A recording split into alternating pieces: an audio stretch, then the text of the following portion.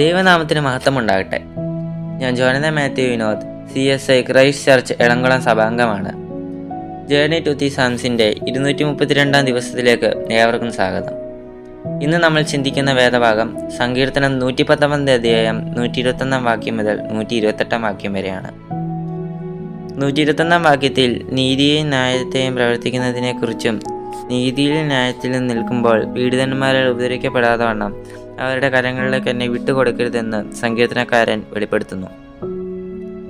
122 വാക്യത്തിൽ നന്മയ്ക്ക് വേണ്ടി നിൽക്കുന്ന സങ്കീർത്തനക്കാരനെ നമുക്ക് കാണുവാൻ കഴിയുന്നു. നന്മയ്ക്ക് വേണ്ടി നിൽക്കുമ്പോഴും ദൈവമാണ് അതിനെല്ലാം ഉത്തരവാദി എന്നും അതുകൊണ്ട് അഹങ്കാരികൾ എന്നെ പീഡിപ്പിക്കരുത് എന്നുള്ള പ്രാർത്ഥനയും നമുക്കവിടെ കാണുവാൻ കഴിയുന്നു. 123 വാക്യത്തിൽ ദൈവവചനത്തെക്കുറിച്ച് പറഞ്ഞിരിക്കുന്നത് നീതിയുടെ വചനം എന്നാണ്. നീതിയുടെ വചനം സാക്ഷാൽ യേശുക്രിസ്തു തന്നെയാണ്.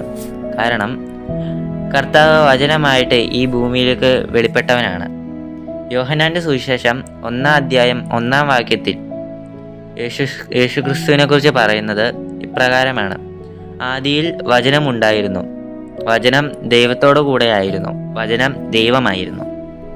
അപ്പോൾ സാക്ഷാൽ വചനം ക്രിസ്തു തന്നെയാണ് നമുക്ക് കാണുവാൻ കഴിയുന്നു. സർവശക്തനായിരിക്കുന്ന ദൈവം തൻ്റെ മക്കളോട് ദയ കാണിക്കുന്നവനും തൻ്റെ ചട്ടങ്ങളെ ഉപദേശിച്ചു നൽകുന്നവനുമായ ദൈവമാണ്. അത് മനസ്സിലാക്കിയ സങ്കീർത്തനക്കാരൻ 124 വാക്യത്തിൽ നിന്റെ ദയയ്ക്ക് തക്കവണ്ണ അടിയനോട് പ്രവർത്തിക്കണമേ എന്നും ദൈവത്തിൻ്റെ ചട്ടങ്ങളെ ഉപദേശിച്ചു തരണമേ എന്നും പ്രാർത്ഥിക്കുന്നത് നമുക്ക് കാണുവാൻ കഴിയുന്നു. നമ്മെ ഓരോ നിമിഷവും നടത്തുന്നത് ദൈവത്തിൻ്റെ ദയയാണ്. അതുകൊണ്ട് ദൈവത്തിൻ്റെ ചട്ടങ്ങളെ അനുസരിച്ച് ജീവിക്കാൻ നമുക്ക് ഓരോരുത്തർക്കും കഴിയട്ടെ. 125, 126 വാക്യങ്ങളിൽ പലരും ദൈവത്തിൻ്റെ ന്യായപ്രമാണം ദുർമാർഗമാക്കുമ്പോൾ സങ്കീർത്തനക്കാരൻ പറയുന്ന ഞാൻ നിന്റെ ദാസനാകുന്നു എന്ന്. നമുക്ക് ഓരോരുത്തർക്കും ചെറുപ്രായം മുതൽ കർത്താവായിരിക്കുന്ന യേശുക്രിസ്തുവിൻ്റെ ദാസനായി തീരുവാൻ ലഭിച്ചിരിക്കുന്ന ഭാഗ്യത്തെ ഓർത്ത് ദൈവത്തിന് സ്തോത്രം ചെയ്യാം. 127, 128 വാക്യങ്ങളിൽ ദൈവത്തിൻ്റെ കൽപ്പനകളെ എങ്ങനെ കാണുന്നു എന്ന് സങ്കീർത്തനക്കാരൻ വെളിപ്പെടുത്തുന്നു. അത് പൊന്നിലും തങ്കത്തിലും അധികം പ്രിയം എന്നാണ് വെളിപ്പെടുത്തുന്നത്.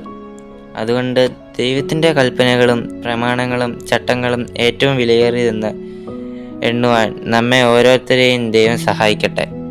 ദൈവത്തിൻ്റെ പ്രമാണങ്ങൾ ഏറ്റവും ശ്രേഷ്ഠമെന്ന് എണ്ണുമ്പോൾ സകല വാചമാർഗത്തെയും വെറുക്കുന്നു എന്ന് സങ്കീർത്തനക്കാരൻ പറയുന്നു. അതുകൊണ്ട് ദൈവിക പ്രമാണങ്ങൾ ശ്രേഷ്ഠമെന്ന് എണ്ണിക്കൊണ്ട് തെറ്റായ മാർഗത്തിൽ നിന്ന് മാറി നിൽക്കുവാനും അതിനെ വെറുക്കുവാനും ദൈവം നമ്മളെ ഓരോരുത്തരെയും സഹായിക്കട്ടെ എന്ന് പ്രാർത്ഥിക്കുന്നു. ആമേൻ.